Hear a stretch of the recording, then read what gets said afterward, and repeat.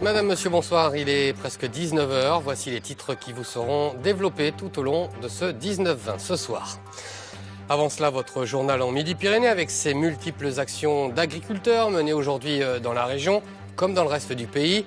Dans leur collimateur, les distorsions de concurrence. Ils réclament donc les mêmes règles pour tous.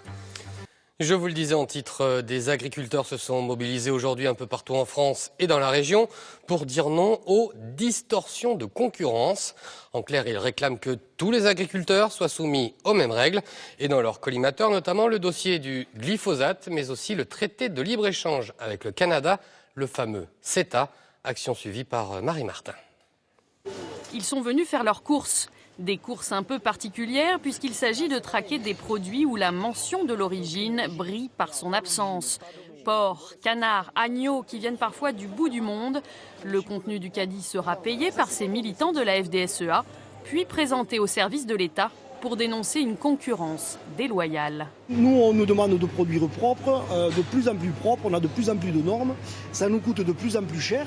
Et là, on voit que dans ce supermarché, comme dans tous les autres sûrement, on a de l'agneau d'Australie, on a des pâtés, on a des préparations où il n'y a aucune origine de la viande. À 2 heures de route de là, dans une grande surface de Castres, les éleveurs de canards mènent une opération de même nature. L'origine, Union européenne. UE. Alors on ne sait pas si c'est fait en Roumanie, en Hongrie, en Bulgarie.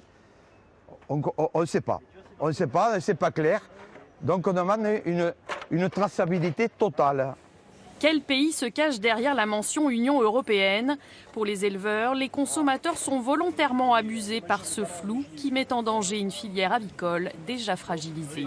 Ah, ça nous met en danger, oui, forcément, puisque après on a des produits qui arrivent à bas coût, les gens croient acheter du français, or ils achètent des canards produits dans les pays de l'Est.